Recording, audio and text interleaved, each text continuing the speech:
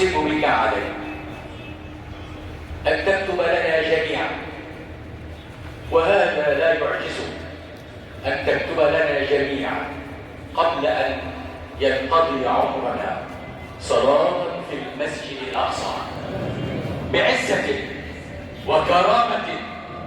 بالإسلام وبإخواننا المسلمين. اللهم لا تدع لأحد فينا ذنبا إلا غفرته، ولا عيبا إلا سترته، ولا هما إلا فرجته، ولا كربا إلا نفسته، ولا سوءا إلا صرفته، ولا